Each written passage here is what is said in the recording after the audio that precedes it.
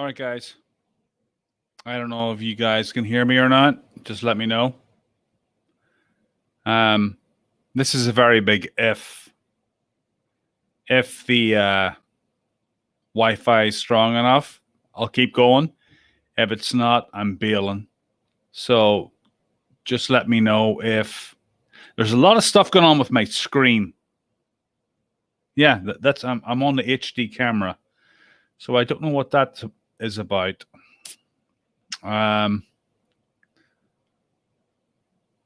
Nobody's in here yet, so I'm talking to myself. Hold on. Okay, so 3 people. Just let me know. There's something going on with the video. There's lines across the video. Is my signal good enough? Because if it's not, I'm bailing. If it's good, I'm on Wi-Fi, basically. Hey, Cowboy. So is my signal good enough? Am I choppy? Am I coming through okay? I'm on Wi-Fi. I'm not going through the Ethernet. I'm just stealing the neighbor's Wi-Fi. Well, it's actually a bar downstairs. They have Wi-Fi, so I'm stealing that until the cable guy comes. Sounds okay? Because I was on a podcast last week and everybody seemed to be dropping, but I think it was me. So I sound okay? Yeah? Okay. I'll just let a few more people get in here.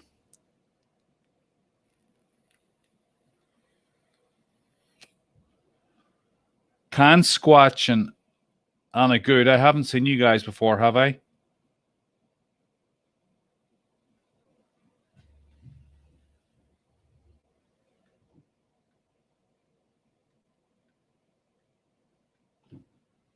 Is there lines across your screen?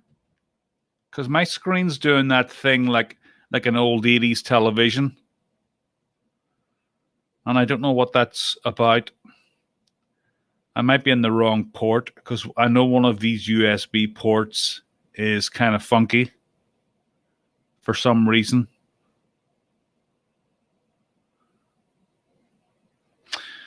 Yeah, I think I'm not going to do it now, but I think this is the wonky USB port. I'm not going to change it now. Okay. It'll probably hide all my blemishes if it's not perfect. Oh, wait till a couple of people get in here.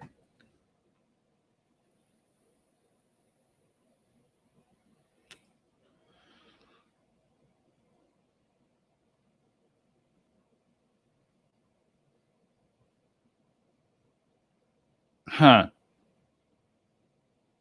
Yeah, I'm getting those lines going up and down the TV. Anyway, I wanted to wait for a few people to come in. Well, I've got 8 people. Holy shit.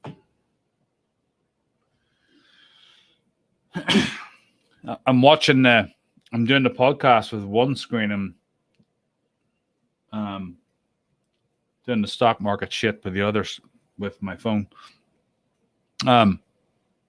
So I made a video today about basically what I was going to do was, man, I almost felt like walking away from this whole thing, you know, with all the crap. But, well, it's not all the crap that's going on. It's probably always been going on, but I'm just aware of it now because I'm getting to know the territory, you know.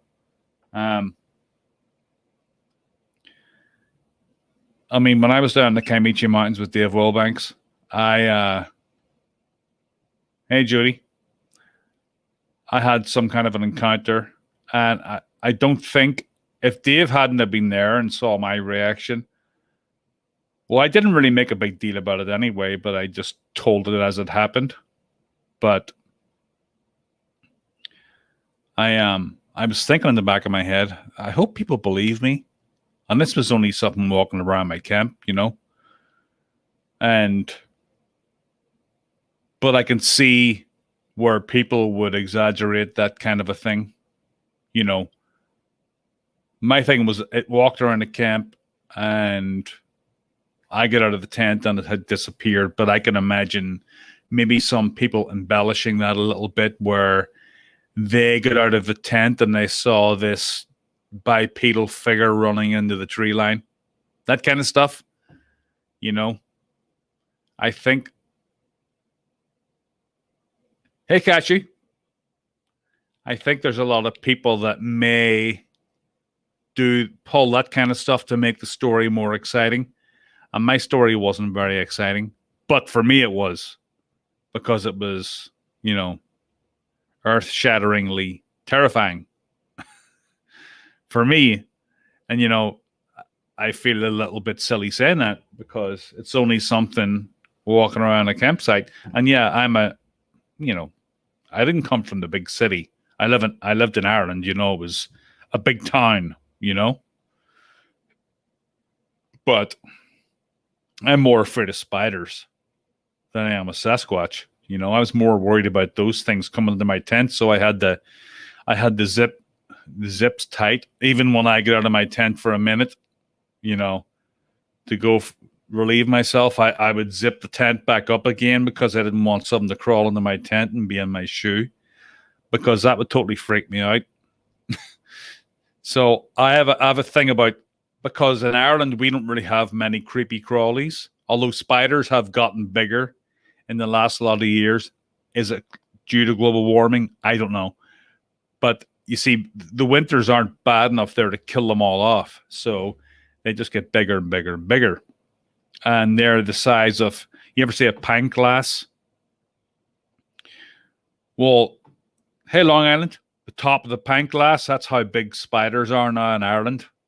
They haven't got a huge body, but when they scuttle across a hardwood floor, you can hear them, and they come from nowhere. Yeah, I hate spiders. I have a phobia. Yeah, man. I've heard about Georgia. Well, I was down in South Carolina, and we went to some state park where there were alligators, and in the trees. This was would it have been? It was summer, I think, or it was spring. I can't remember, but they were all in the trees with webs, and they were those yellow. Are they called banana spiders? And they were the size of your hand. They were very beautiful. They were like black and yellow, but they were huge. They're the biggest spiders I've ever seen, not in some kind of a display, but I don't think I could live somewhere that had, like, some places in Texas. So I'm always asking Dave about that. What are the spiders like in Oklahoma? Because they absolutely terrify me, and I don't know why it is. It's funny because when I was doing the Scientology thing, I did a whole thing on the spiders, because they bring you back and try to find the root of your fear and then try to get it out of you. And it didn't work. Yeah, the big webs and trees. Yeah. Well, when I was in Greece, I lived in Greece for a year, and my plan was to travel, just keep going east.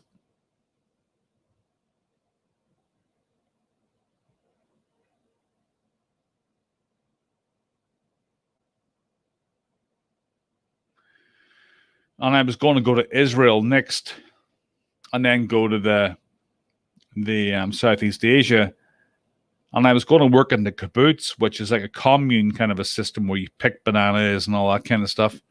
And you don't really get paid, but it's a big party time. You meet people from all over the world, and it's a lot of fun. And you have to like circulate through different jobs, tending the crops. One of them was picking bananas, and that's where these spiders are. Oh man, you got to tell me, Long Island Bigfoot, when you come on, I think half of our podcast will be about camel spiders, because that's an absolutely fascinating aspect of the war in Afghanistan, is the camel spiders. They were in Iraq too, weren't they? Or was that just Afghanistan? I heard they can run like an insane speed. They're actually harmless, aren't they? or can they actually bite you? They're actually, aren't they? Yeah, too. They're not actually spiders, right? They're part of the scorpion family. I remember something about it. But yeah, they're terrifying. I heard the stories from veterans because I read a lot of books on the Iraq and Afghanistan war.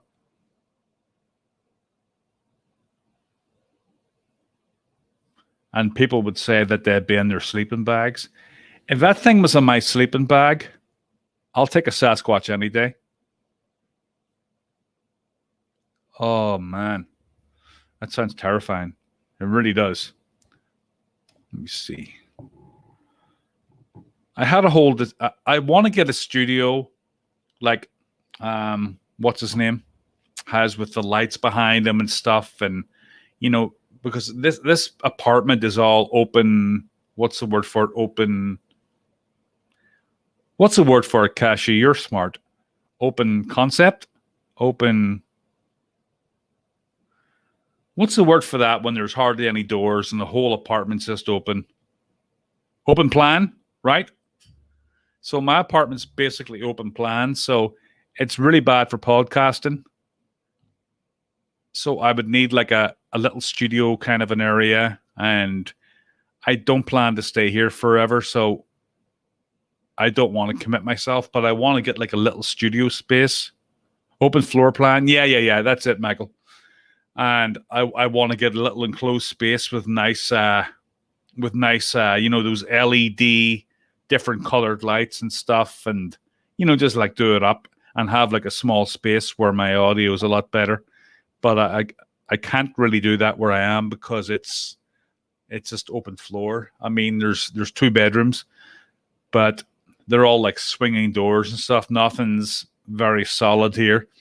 Like when you put the AC on, you've got to leave it on for the day because it's just a really big space. It's got to be 900 square feet.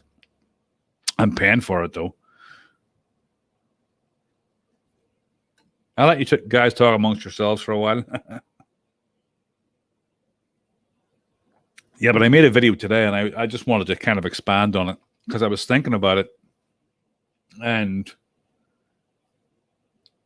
like I was saying, I was almost ready to just walk away from this whole thing.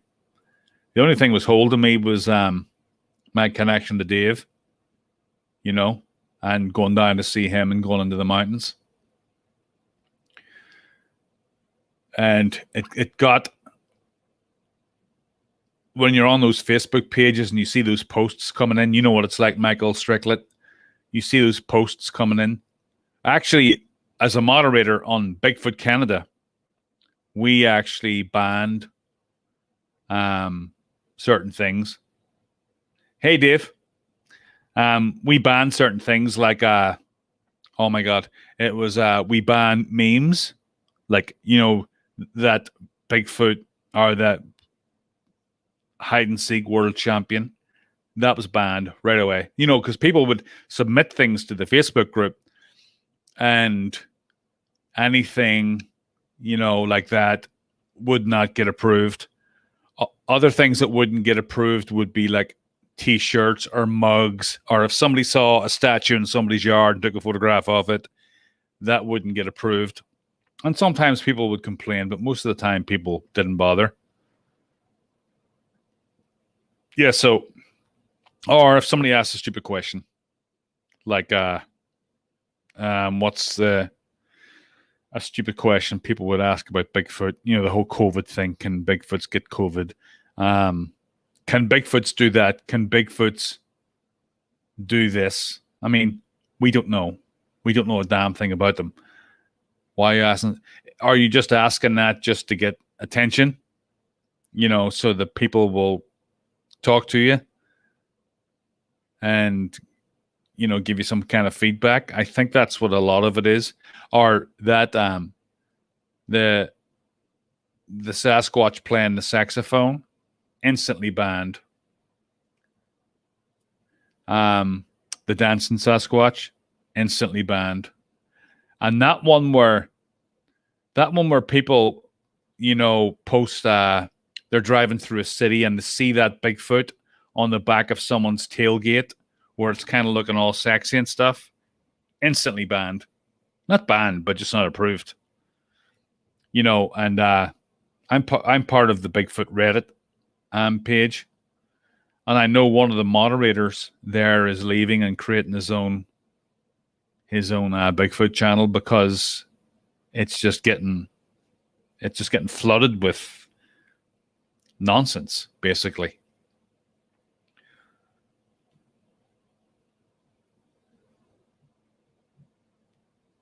No, there's no experts out there. I mean, and the problem about it is Bigfoot is already a joke to the general public, but what all that meme crap does and all those stupid questions does is they make it a joke within the Bigfoot community. No, I can't stand that Sasquatch. But maybe the first time it was okay, but people recycle it. I actually saw a post today on Reddit, and that photograph of Sasquatch looking through the window where you see its nose, and it turns out it was a sex offender and his house burnt down, and they couldn't retrieve the video. Do you remember that one?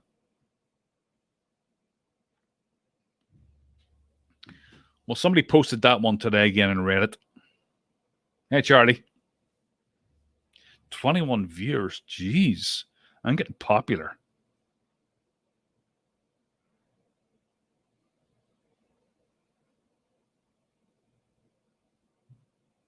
Sharon Guy, I see you around a lot. Hey, tall ones. Brett, right?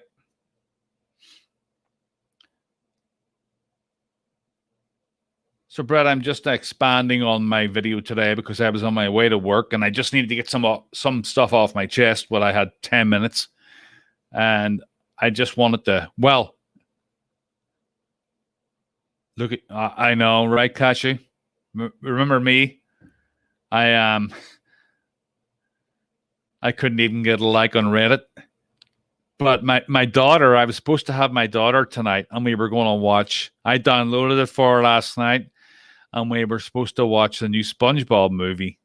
And I was kind of excited. I had, I went and bought her snacks and went to the store. And then her daycare provider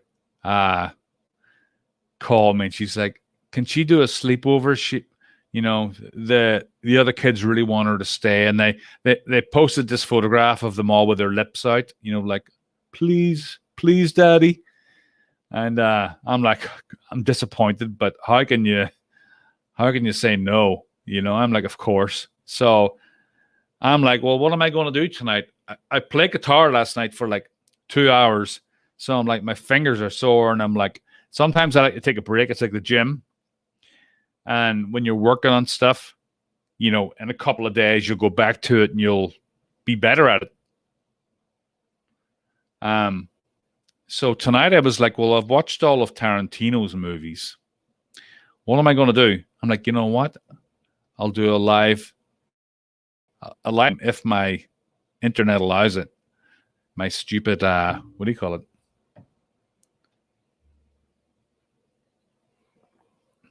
Yeah, did you know that, Cashew, that Baudelaive's stepping down as moderator of the Reddit forum? Excuse me.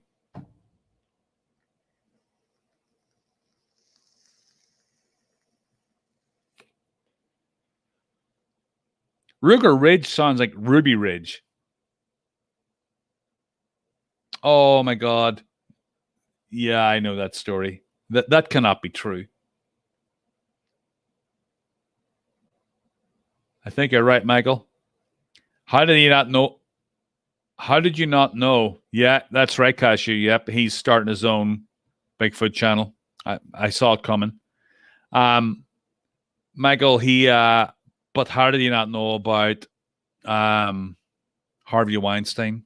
He said he was like a father to him, and he thought he was just like Well, he was on the Joe Rogan show and he talked about all this. He thought it was just like he was harassing the secretary kind of stuff, you know.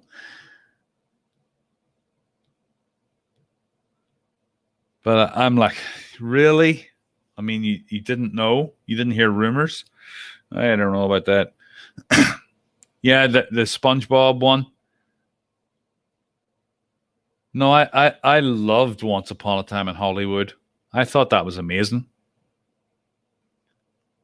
I thought it was amazing just for the acting. Yeah, they've got to have known. I'm actually a little not Sasquatch related. I'm reading the new book, Chaos by I think it's Colin O'Neill, and he's written a new book, and it counteracts everything in Helter Skelter.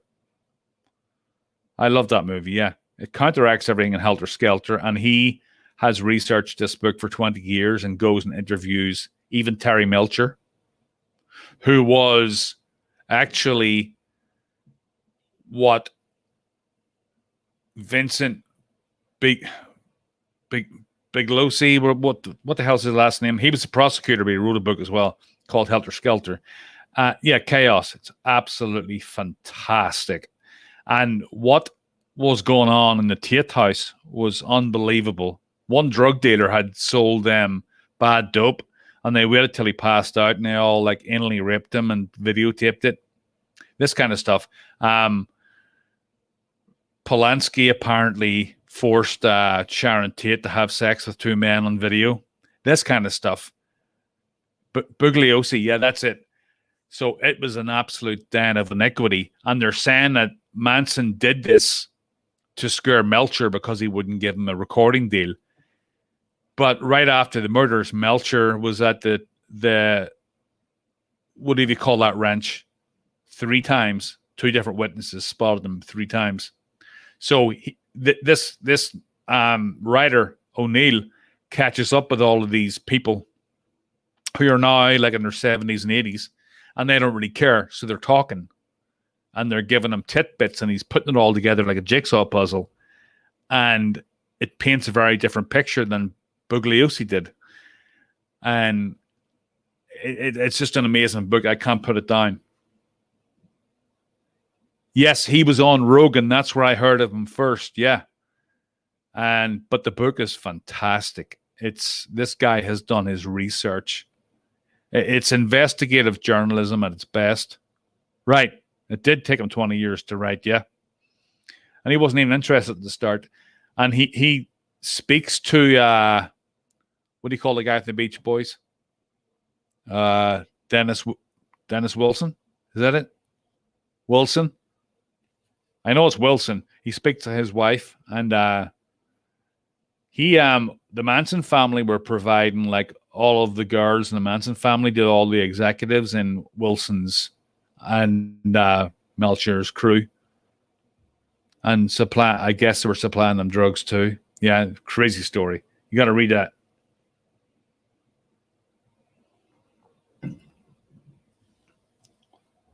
Brian Wilson. Remember the old song by Bare Naked Ladies, lying in bed just like Brian Wilson did? And I think that after that whole Manson thing, most of Hollywood knew about it, but nobody would talk. But a few of them are talking now, and that's where Colin O'Neill comes in. They all knew him. Everybody was aware of him. But there's other shadier figures attached to this whole story that have intelligence backgrounds. Now, you loved it. I went and seen him actually, Cashew. I was quite surprised. Just with an old girlfriend, and she loved him. So I'm like, all right, I'll go. Some casino. It was really good. But I'll tell you what, it was like 80% beautiful women. And the rest were just like, there was some guys there, I guess. But I've never seen so many beautiful women under one roof as the Bare Naked Ladies contest or concert. I'm like, but these guys are just a bunch of nerds, you know? But yeah, it was a fun concert. But back to Bigfoot. Yeah. So McAfee, oh my God, I've been watching every McAfee interview that there is. Yeah, I've been listening to his interviews about tax evasion and him doing like he did podcasts with people like me with like 1,000 subscribers. He did podcasts and YouTube videos and speeches with everybody. And one of his main part of his message was it was all about cryptocurrency and the blockchain and how we didn't have to pay taxes and it was unconstitutional. And he was telling us how to get around it. That was his main theme. And I think that's why he got whacked. Of course, he said there was 3 terabytes of data he had on government. Well, yeah, they like I should learn to sing and play guitar at the same time. I can't sing, but I think even if I can half sing and play the guitar at the same time, I might do okay. The problem is the kind of songs that I play are all like kind of rocky songs, and it's kind of hard to sing at the same time. Yes. Go and listen to McAfee. He tells he basically lays reality out on the table. It's crazy. So what was I saying? Yeah, back to my earlier thing. I was just about ready to walk away from this whole thing and just keep it to my expeditions with Dave and do that. But I kind of missed it. I missed the interviews, and it was funny. Yeah, me neither, Dave. It was funny because it just came up in my feed the other day, and it was Cary Arnold, and he was telling his story about his encounter again. That well, not for me. I just wanted to be a heavy metal star. It was his famous documentary. Am I still coming through okay?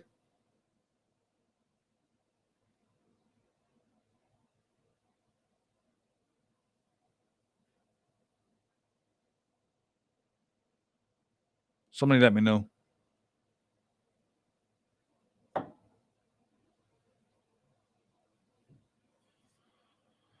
Okay, so I watched. I was coming home. I was stuck in traffic, and I was looking through YouTube, and Cary Arnold's documentary came up on my feed. And I'm like, you know what? I've listened to it 3 times. I want to hear it again. So I put on Cary's story. This was like last week, and I watched it too. I put it where the dashboard is, where all your gauges are, because my thing was broken. My little magnet thing that holds it above the dashboard. And I watched the Cary documentary again, and that, I have to say, that breathed new life into me, because that story is probably my favorite Bigfoot encounter out there. And it's so credible. And it's like, it is so believable. Here's a guy who was hunting here for 7 years.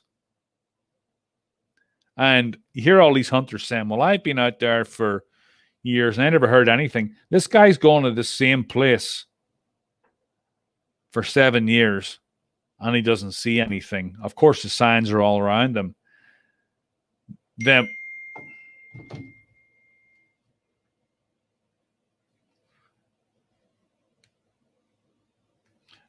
signs are all around him. He's hearing wood knocks and like weird noises down in the woods. And, one day this thing comes up to him, and his description of this thing is just horrific. And that kind of got me Mike Woolley. His encounter was comparable to only scarier than Cary's. And that was very believable too. That was probably the best episode of Sasquatch Chronicles. And I've listened to that story half a dozen times.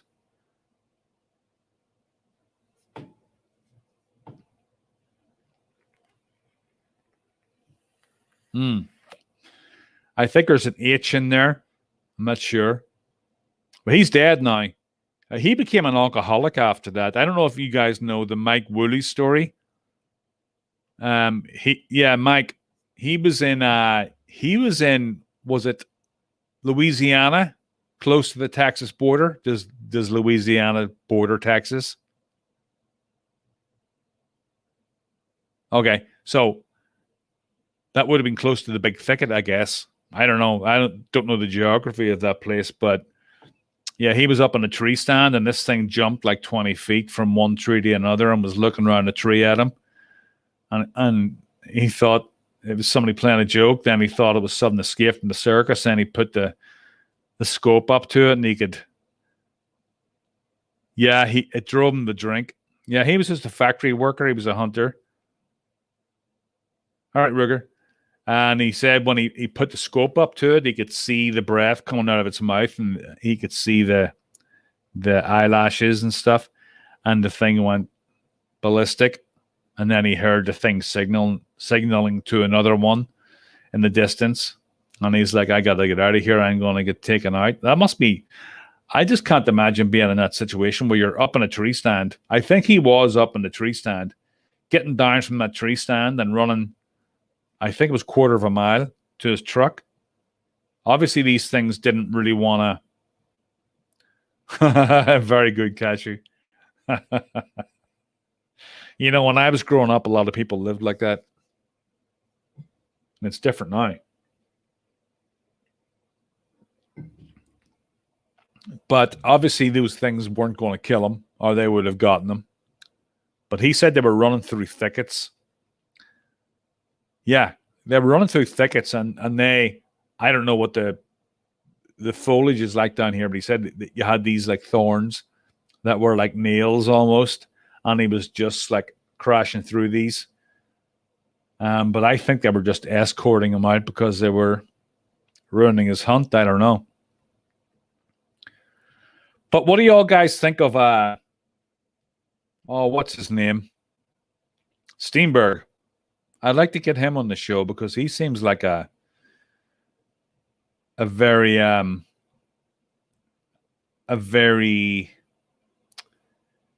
measured fellow with this whole Bigfoot thing comes across.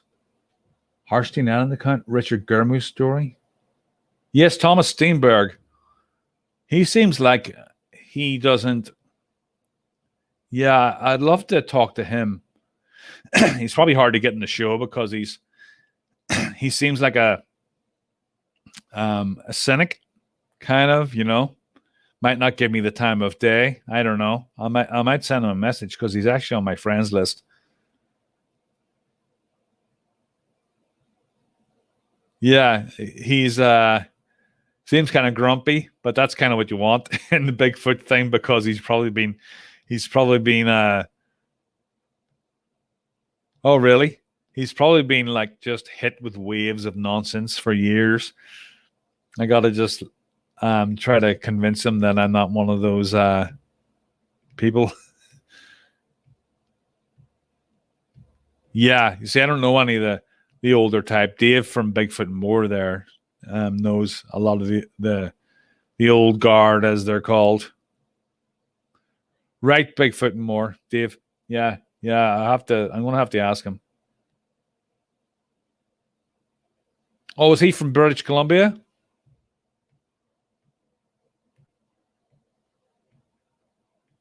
Oh, really? Why did he pull a shotgun on him?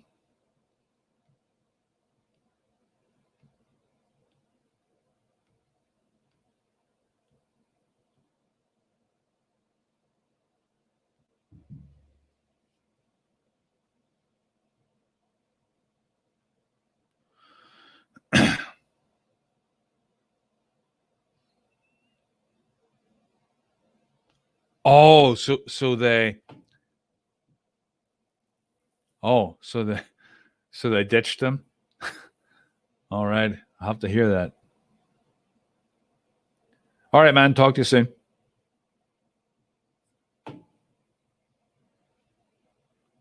So Dave from Bigfoot More, you see in the chat here, we're going to head down to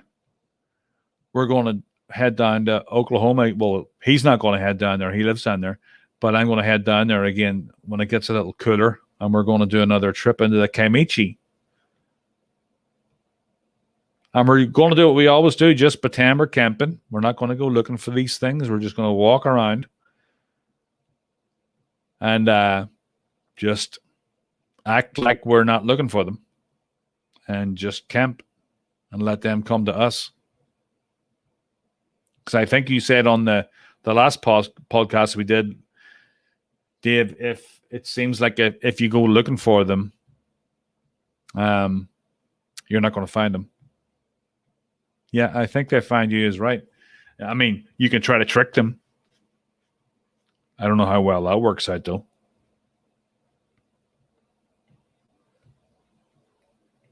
Oh, you've got a podcast?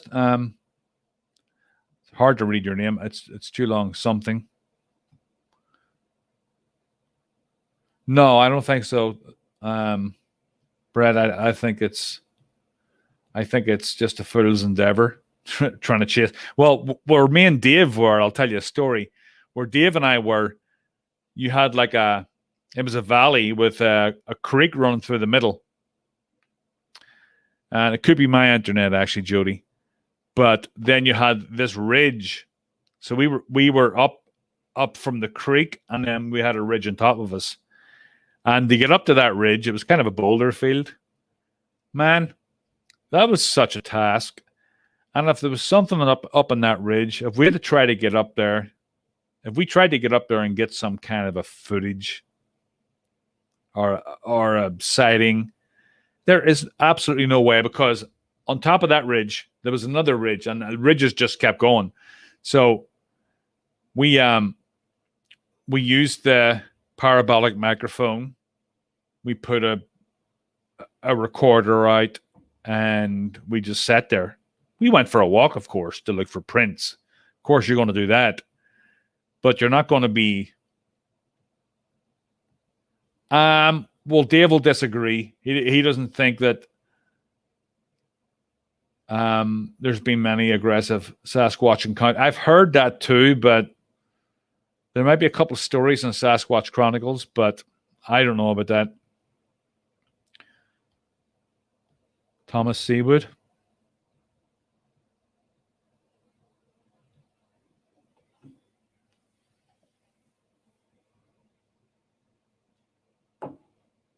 My hair's... I didn't have any Brill cream tonight, so my hair is just like fluffy. The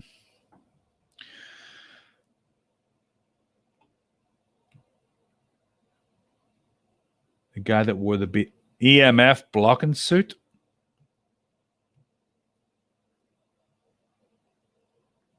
EMF blocking suit. I heard some bad things about Seawood. I actually seen some videos of Seawood throwing explosions in between sea lions. He was on the news in Canada. I don't know anything about him. I'm just saying what I saw.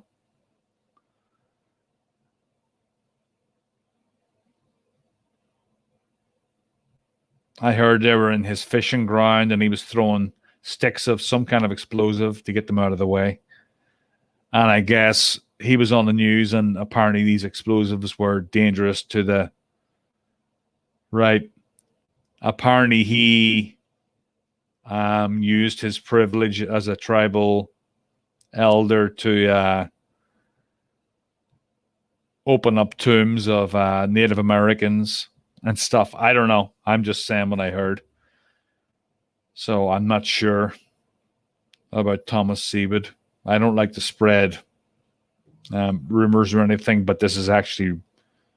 You can look this up yourself. So I'm not too sure about that.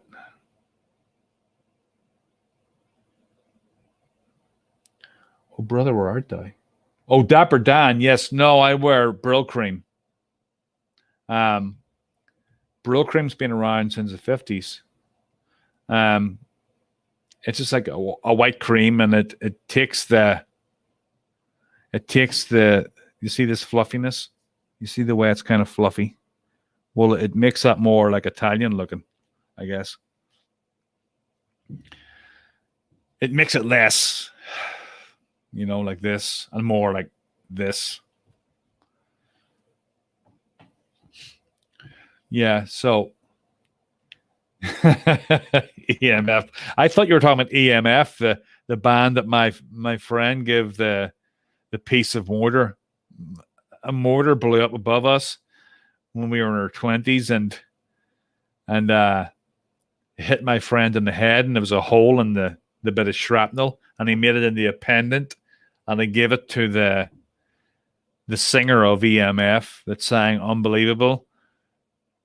And the next day when we sobered up, I'm like, you stupid bastard, you have a piece of history hanging around your neck, and you give to some English band that will never ever appreciate it. It's probably sitting in some drawer.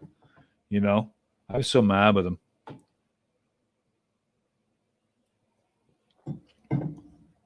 Yep. Brill cream is the best, and it's really good for your hair. Yes, there's lots of Irishmen with Italian surnames because of the Pope. And because Italy is the land of Catholicism, There's a lot of Giuseppes and stuff back home. And there's a lot of people that call their kids. Well, Cornell is Italian. It comes from Cornelius, which is Roman.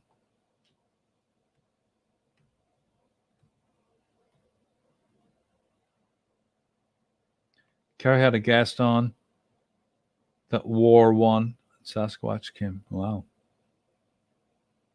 Brill cream? Oh, yeah. They're getting CVS. You got to be in the know, though.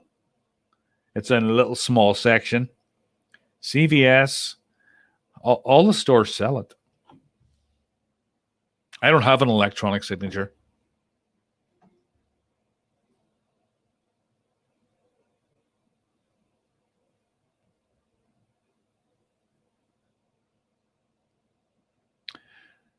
Well, let's just put it this way, Michael. Yeah, they're not out bombing and shooting each other, but there is still a peace line separating the two communities in certain areas of Belfast. And if you walk into a bar in one of those areas and you're the wrong religion, you're not coming back out again, or you're going to get really, really messed up. So it'll take generations for the Protestant and Catholic thing to dissolve. These things don't happen because the ceasefire happened 20 years ago. Yeah, it still comes out like toothpaste. Yeah, it still does. In Britain, you can get it in a tub where you unscrew the cap. But yeah, here it's like it looks like toothpaste. Yeah, and that's why my hair looks so luscious at 51 years old, because I think Brill cream has kept it conditioned perfectly. Good Irish or bad Irish? That could be a religious thing. Yeah. Anyway, I just wanted to come on and check because I'm thinking of getting. It is pricey. It's like $8, but it's worth it. It lasts for a month, and you get to look like me for a month. So I just wanted to come on here and check out my hairspray. Well, I use other hair products, and if I use any other hair products, I get like eczema. The only thing I can use is Brill cream. So, and if I'm feeling really Italian, I will totally dab it in there. Yeah, they are. Right, Kashi. Thank you. You get it.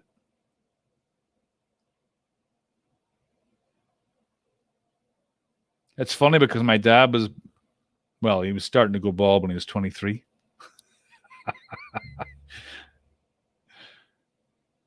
Yeah, so I was thinking of having what's his name, Dave? We were just on a show the other night. Oh God, I forget his name. I'll tell you right now. They're called they're called Western New York Bigfoot Research Organization, Whiny Bro. But I think they have shortened it. I'm not too sure if they have or not, but they're really good people, and they're skeptics, and they're intelligent. Joe and Molly. So they're good folks. You should go and check their YouTube page out. Actually, they interview people, and they are on the skeptical side, and that's why I like them. Corona. Yeah, I'll drink anything. Elvis Costello is from London, but he may have actually, you may be right. I think Elvis Costello may have Irish parents because he certainly looks Irish. I think he may have been born in Ireland. 1 second. Bear with me 1 second. Where would we be with that Wikipedia? Yep. Well, he's of Irish descent on his father's side. So, there you go. See you, Sharon. Keystone. Isn't Keystone like... what's the name of the podcast? 1 second.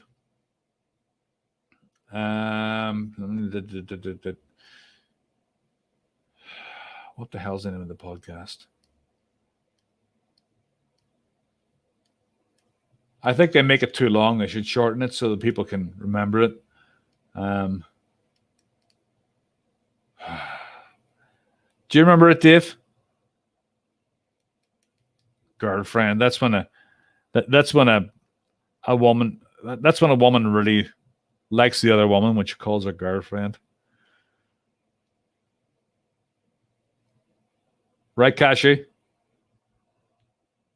It's WNY Big. Western New York Bigfoot. Western New York Bigfoot.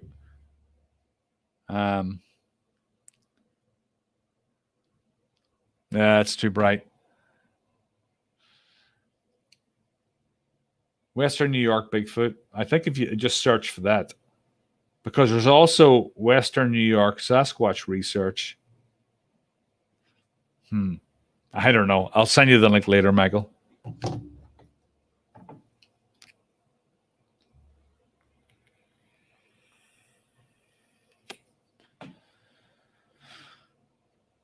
So going forward, just to wrap up, hopefully I'm going to have Brett. Are you still here, Brett? I'm going to have Brett on. I'm going to have Joe from Western New York. I already forget the name. See, they have to shorten it. Whiny Bro. I want to have him on. I want to have Thomas Steenberg on.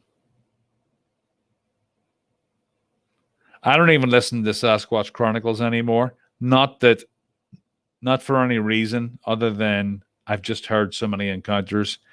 After a while, it's like, how many encounters can you hear before you get the point? I don't want to hear any more encounters. I want to talk to people with encounters, but I don't want to listen to it in the podcast. I want to get out there and see for myself at this stage. You know, I'm done with, I know what to do. Well, I don't know what to do, but I want to go out and find out for myself, not hear from other people. How to do that's the tricky part. Right. Yeah, Dave, that's right. How to hunt. Sorry. I'm not buying that guy at all.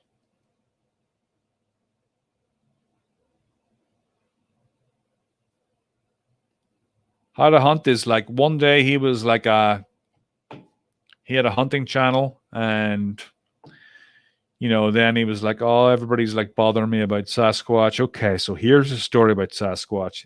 Within a month, he was like a Sasquatch advocate spreading like friggin' stories about what do you call it?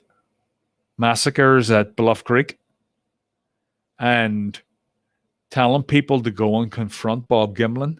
I mean, please, and calling Dr. Jeff Meldrum Meldum.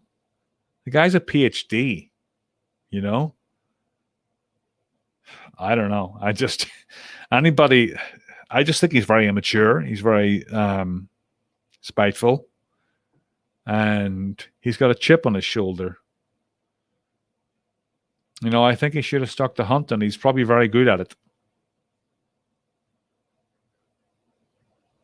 Yeah, he is thin-skinned. He's like, I don't give a shit. I'll kick him to the curb. I really don't care what people say. But he really does care. What he's saying is the complete opposite.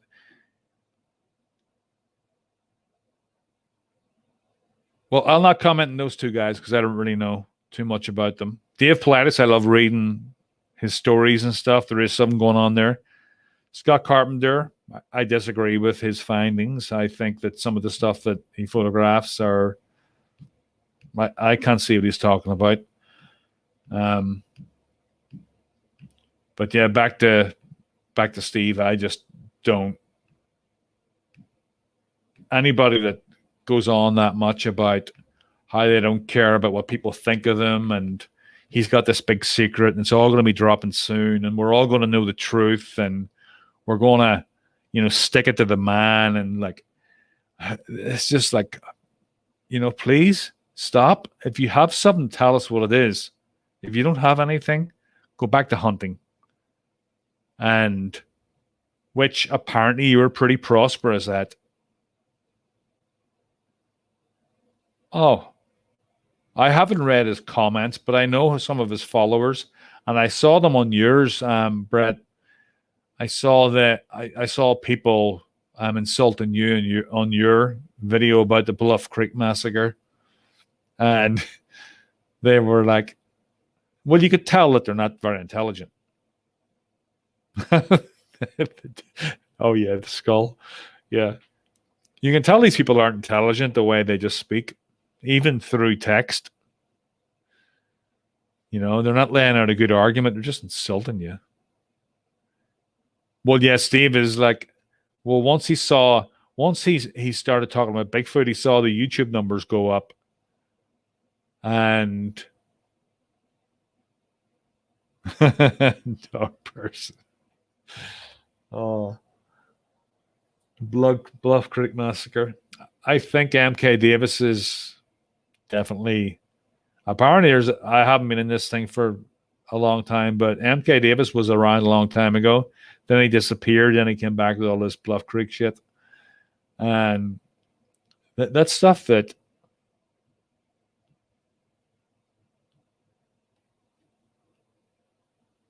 Oh, really? Is that true? All true? $50,000 a pop for a guided hunt. Some of his stories actually about his hunting are quite entertaining. He tells a story about an English guy. I think I got who wrong, Steve? Charlie?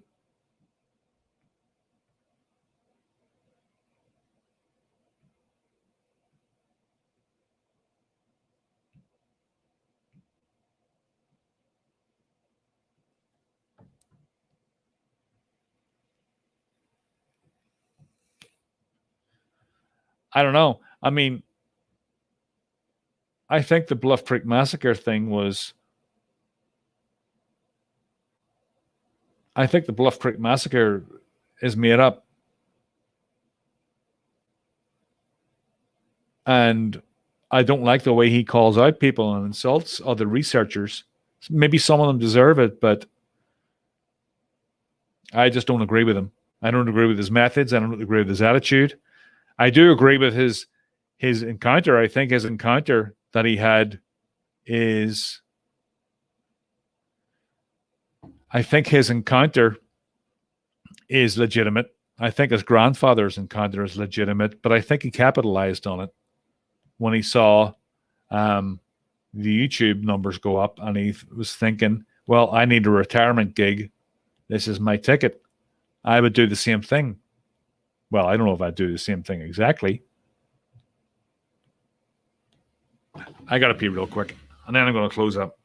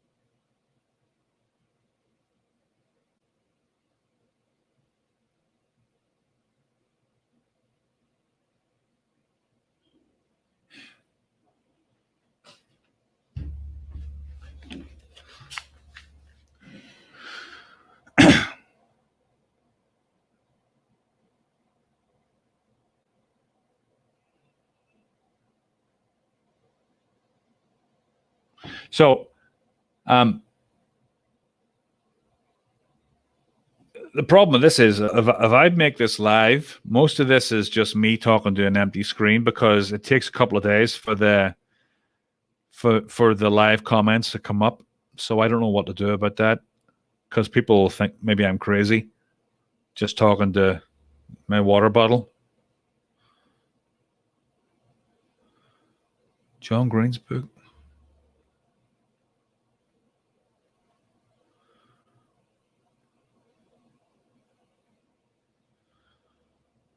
What about that Bigfoot in the snow that he showed? A lot of people, I'm talking about Steve here, and it was in the middle of the road in the really deep snow, and a lot of people give me shit for that. But I thought that looked pretty authentic, and people were like, "Are you mad in the head? That is total Photoshop." And I'm like, "Oh, really?" I'm like, "I think it looks real." Was that the? I thought it was an English guy, John Hodges. There was an English guy came up and he was being a real asshole the whole time. And I liked Steve when he did those kind of videos. He was a good storyteller. I'll tell you what, his story about almost dying in Thailand was fantastic. He almost died. He got some really weird tropical disease and he was on death's door and they finally got a doctor that actually saved him.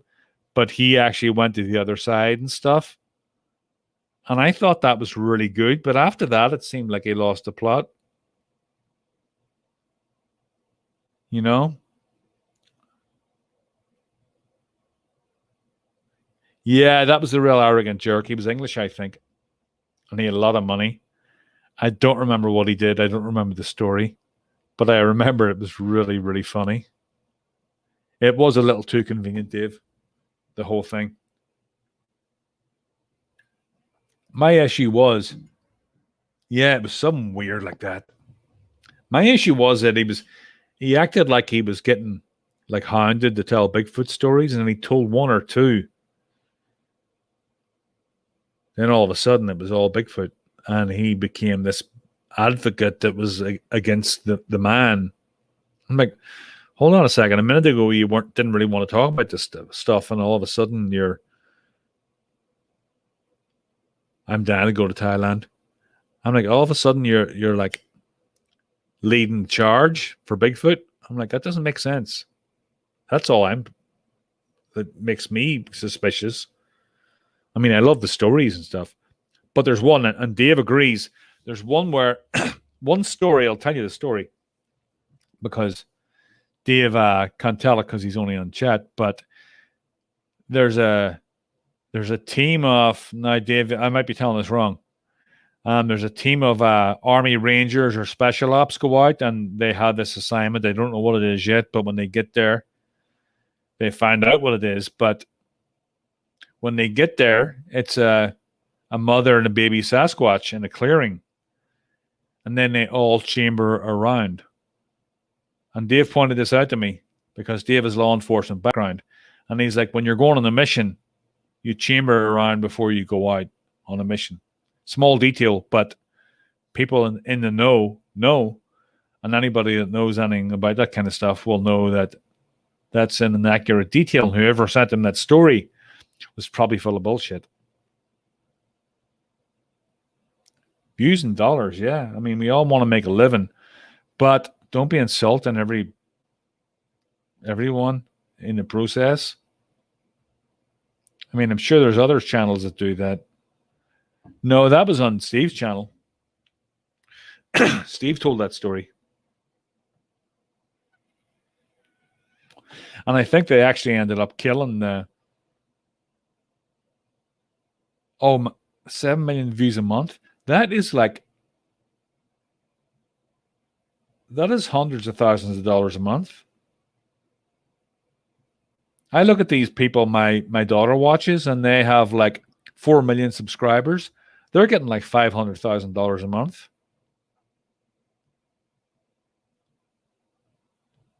No, I won't insult Steve's fans either. I'm just giving my opinion of what I think. I'm just looking very closely at everybody at the minute because.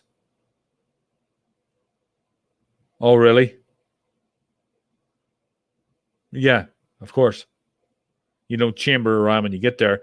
Even me, well, not that I'm ever in that situation, but if I was in if I carry my 9mm in my backpack, I don't chamber around. But if I think there's any danger around and there's an attack coming any minute or I'm going on a mission, I would definitely put my magazine in and chamber around for sure.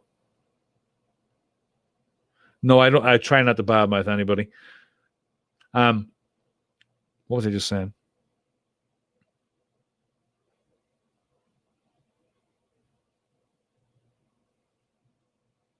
What was I just saying?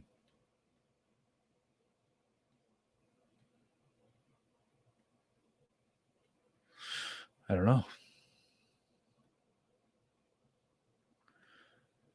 Well, yeah, I'm pretty new to all of this. 2 years. The first person I interviewed was Crystal Panic from New Hampshire, and she had an encounter when she was a kid. And this was in the middle of me interviewing paranormal people, a lady who had a near-death experience, a guy who was in prison for drugs and overcame it and is now a great outstanding citizen. A guy who was in a Coast Guard fighting the cartels. So I was doing all that kind of stuff. Yeah, I put it down the back of my pants, between my butt crack. I'm afraid of shooting my balls off.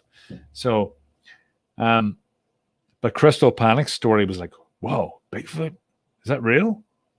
Wow, really? There's people believe in this? And then I realized it was this big community. Holy Christ. There's a big community of people that believe in Bigfoot. And then I started watching the videos and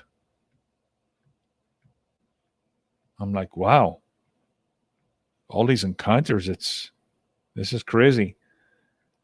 So I took most people at their word, and now I'm like, man, a lot of these people are bullshitters. I don't know how many of them. I don't know the percentage or anything, but there's some out there, and I don't know at this stage. I know a few that I can trust, but all these others, I don't know if I can trust them or not. And I don't know how to gain that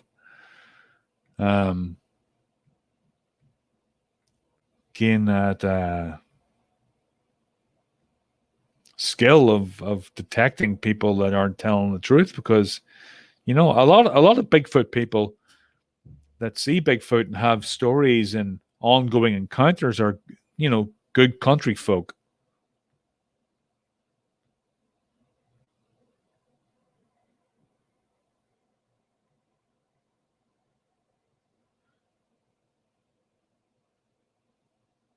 One funny story?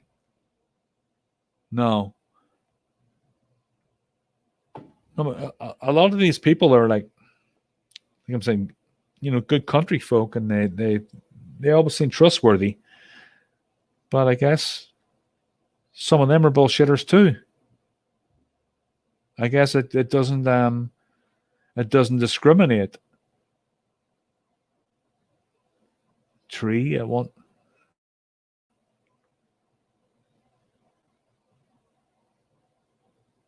Steve actually started a Patreon.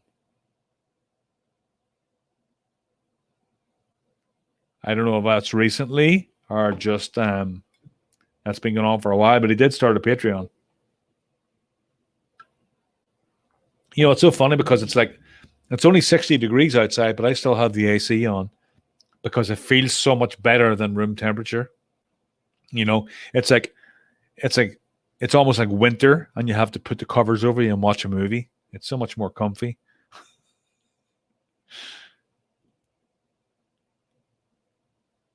Yeah, make a donation. Or he surely's making enough off his YouTube video. It is hard to tell the truth and who isn't. Sometimes it's not. Sometimes you know. But sometimes there's that line where you don't know. And I've had people come onto my podcast. I don't know if they're telling the truth or not. But who am I to say?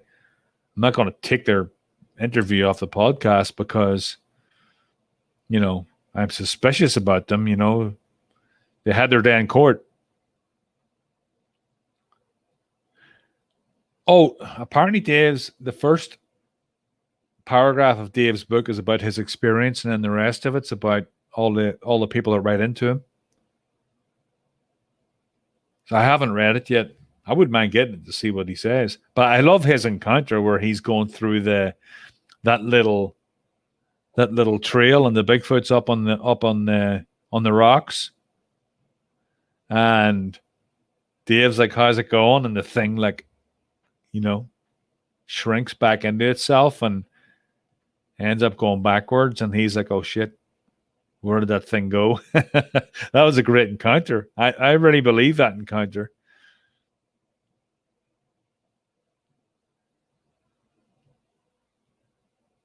It is for me, Dave. Maybe you've been in the business a lot longer. Plus, you're ex-law enforcement, so you've got a better BS detector than I have. You're trained. I'm not.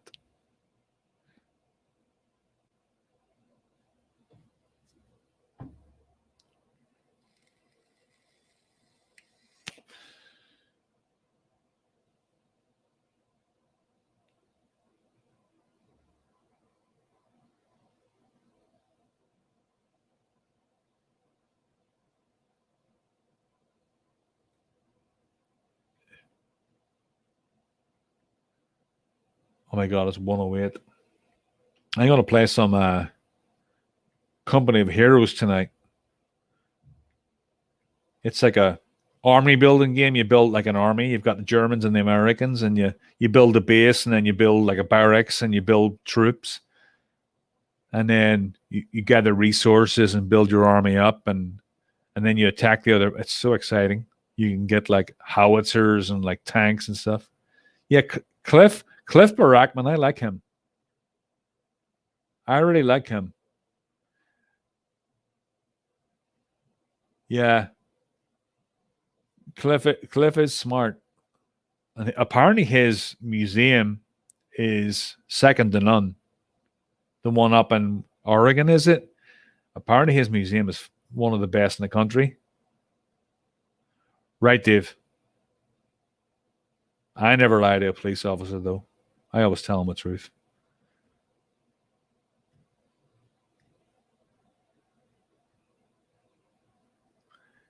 Yeah, he is. I don't know what he's doing with the Finding Bigfoot crew, though.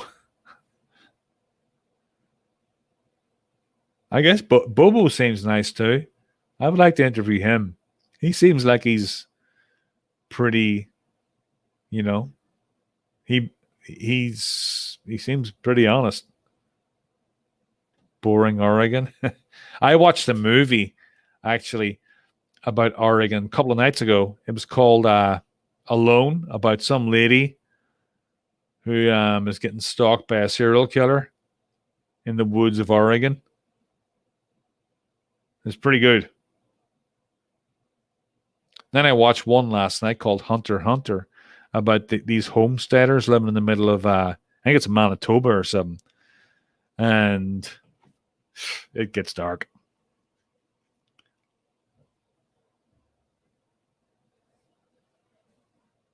Oh, really? Bigfoot and none? I've never been to a conference. I really don't want to go to one, but I mean, if there's one at my back door, I'd go.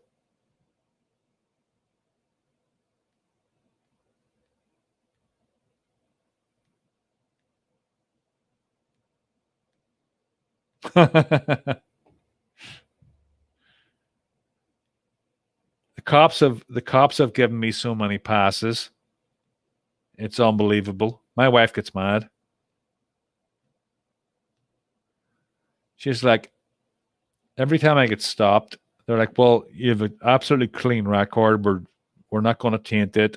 Just slow down or pay that ticket or get your vehicle inspected. It's never anything bad, you know. But I have never gotten a speeding ticket in America in 20 years. Not that I speed a lot. I've got like maybe stopped once for speeding or twice. I got stopped once for forgetting to register my vehicle. I'd only come into the country, so I forgot to register it.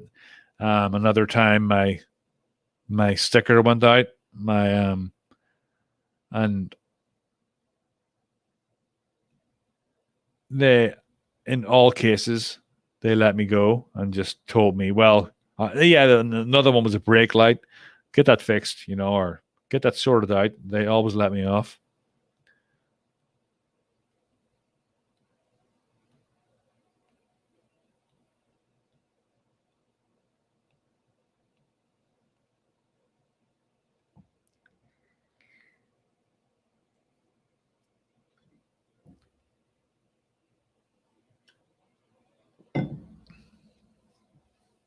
I just want to let you guys talk.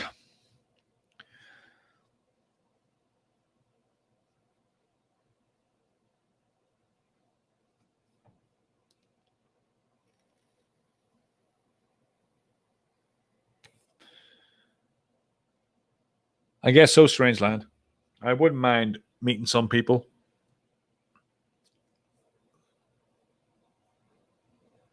I don't know all three. I never liked pubs. Nothing good ever happens in pubs.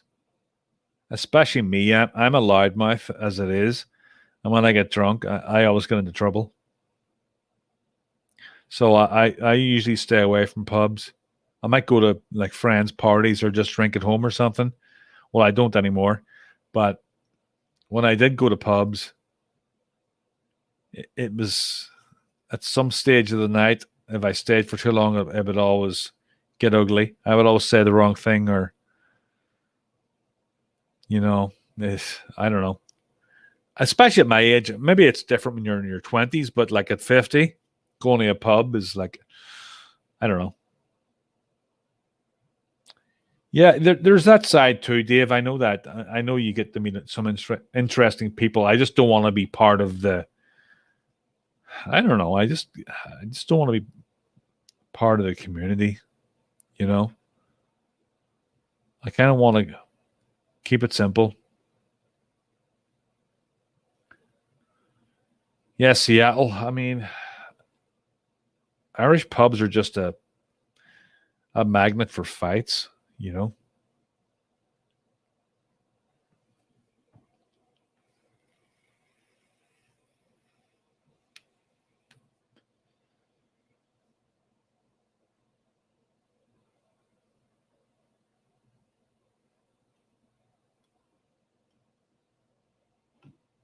Is Cashew still with us? Cashew's always the voice of reason.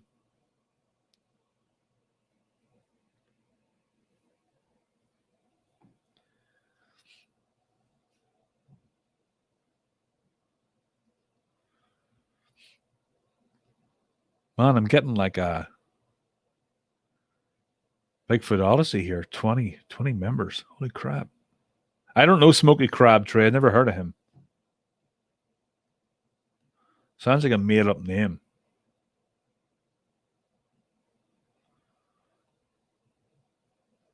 Yeah, I stopped talking because you guys are all talking amongst yourselves. I didn't want to interrupt.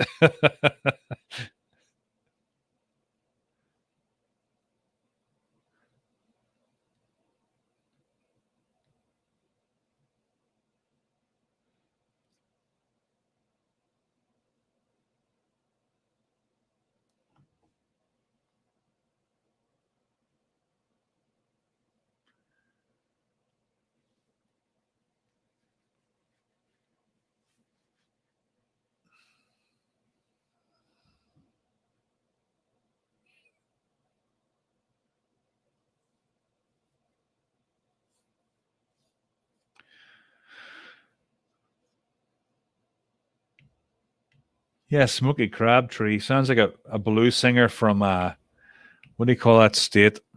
New Orleans or something. No, he's not. He left.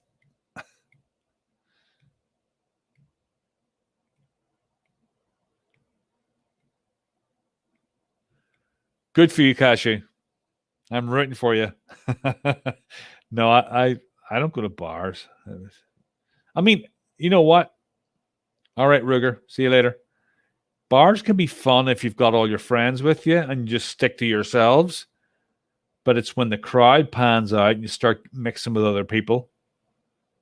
Van Morrison, my father was in Van Morrison.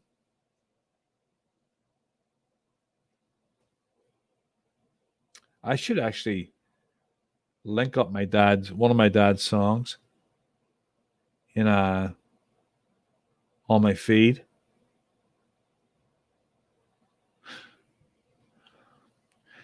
Cashy, you would just get hounded by all the guys. Let me see if I can. I don't know how to do that. I knew how to do it a while ago. Bring up something on screen. Van is still touring. Yeah, he made some big controversial remark lately. Hold on a second. Shit. How do I do that? How do I? Yeah, my dad was in Van Morrison in 1966 for a year as a drummer. Look it up on Wikipedia. You'll see my father's name there, Johan Reddy. How do I bring a stream in here? Not a stream. How do I bring? Oh, shit, I can't remember how to do that. Dave and I did it. How did I do that?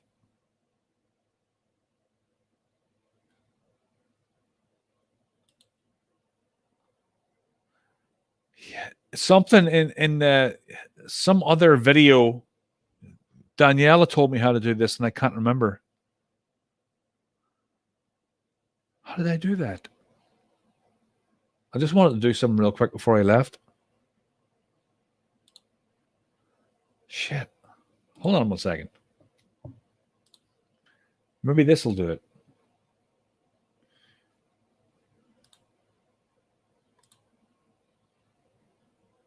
Switch account. There's a way you can do it.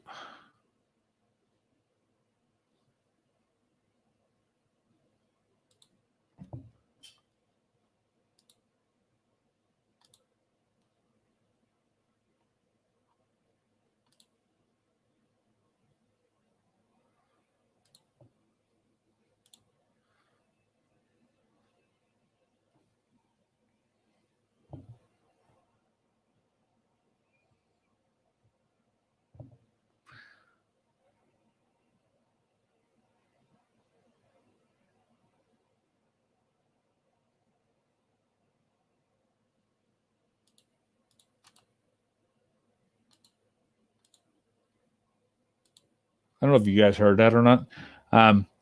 Where do I copy and paste it though? Oh, share. Haha.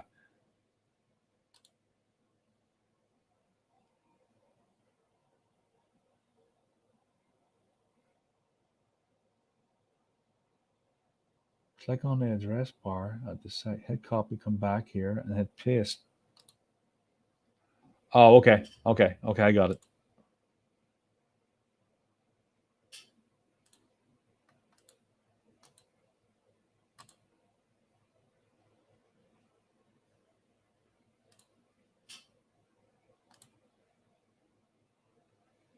One second. Just bear with me for a second. I just want to do something here. See if it works. Just talk among yourselves for a second. That's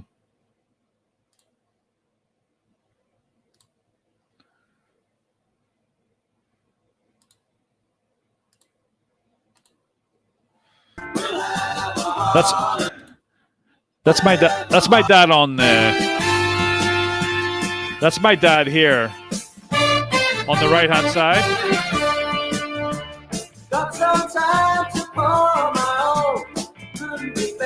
Right here, it's my father. How do I make that bigger?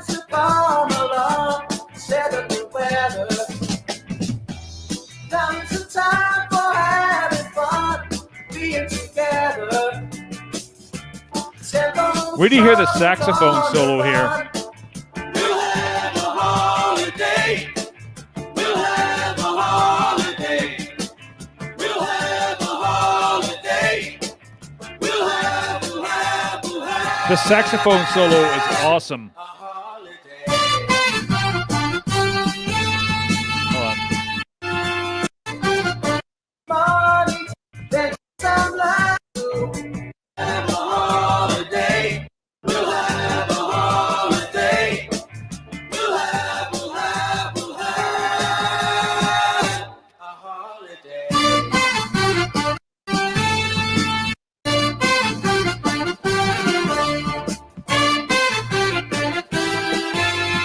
Check this out.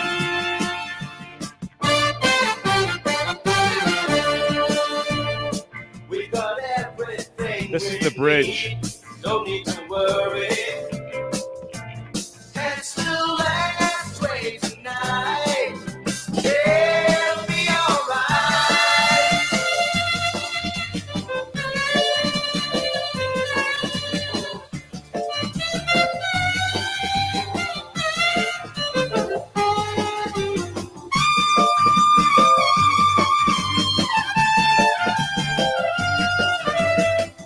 No, that's not sax. That's not Bob Morrison's saxophone.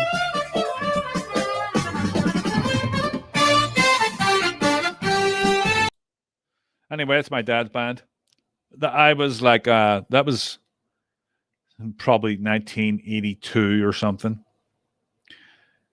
and he was a drummer, and he plays in an Illegals tribute band right now, Eagles tribute band called the Illegals.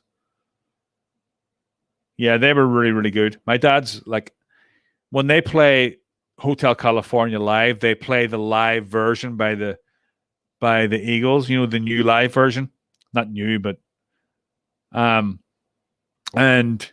my dad does the amazing drums, you know, and the guitar solos are fantastic, and it's all kind of acoustic. It's a fantastic. They do it like word for word, and their singer is she won the Eurovision Song Contest one year, Maeve Kavanagh.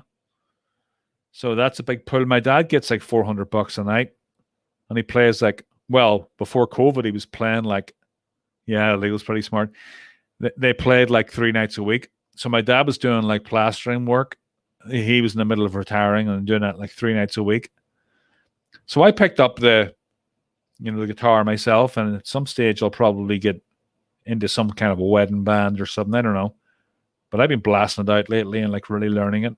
But anyway, I'm going to play some video games, guys. I might not release this until tomorrow because the dialogue won't come up until it takes a couple of days. So people will be just looking at me talking to myself. So anyway, guys, thanks for stopping by, and I will see you guys all later. I have a couple of people coming up, and I'll put it up here when I do.